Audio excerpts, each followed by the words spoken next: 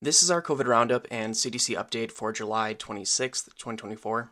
Starting off similar to last week, the CDC doesn't seem to be reporting the percent changes anymore, as this is 2 weeks in a row that they've only shown the little figures on the dashboard. And taking a brief aside before we fully dive into the data for the week, I need to mention that the Bridge Access program for free COVID vaccines for uninsured and underinsured individuals ends in August. So it's imperative that these individuals do not wait for the fall COVID vaccine. You need to get it now if you have not done so already, as once this program ends, there's currently nothing set up for you to get free COVID vaccines. However, there will still be the Vaccines for Children's program for underinsured and uninsured children. You can find participating programs in the Bridge Access program at vaccines.gov. The second link in my link tree will help guide you to that. The next thing of note is that the travel monitoring program has started lagging pretty far behind where we are currently, with their most recent data only being up to July 8th, which isn't great for getting a current picture of what the variant spread looks like. For more up-to-date information, we can look to Raj and his COVID variant tracker, where in the US sites that he's looking at, KP 2.3 is making up about 12% of variants in proportion, and KP 3.1.1 is making up about 11%.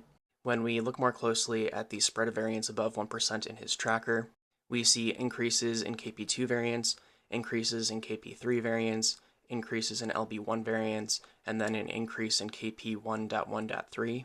And here that is blown up for an easier view, where, as a quick reminder, KP 3.1.1 has exploded in the past few reporting periods, growing from almost nothing in a month to now being the second leading variant, making up about 18% of variants in proportion as of last week.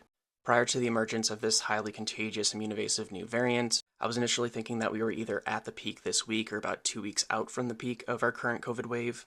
However, as I'll show you later, the wastewater data still is trending upwards, so now I'm not confident in that estimate anymore. Next, moving on to our New York State wastewater data. As a reminder, anything that's reporting at dark blue is low levels of COVID in the wastewater, anything light blue is moderate levels, and anything from yellow to bright red is high levels of COVID in the wastewater.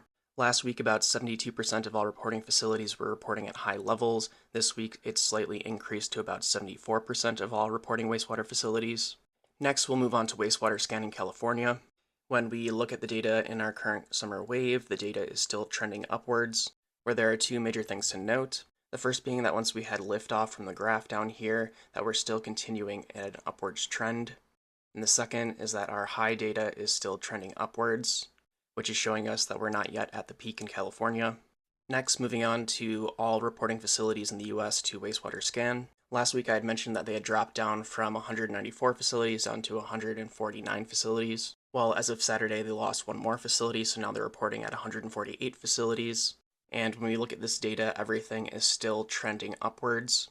And of note, not only is this the worst summer wave of the entirety of the pandemic, our current summer wave has now exceeded the winter wave of 2023, where the current highest reported wastewater concentrations of COVID are in Florida, at several different locations in Florida.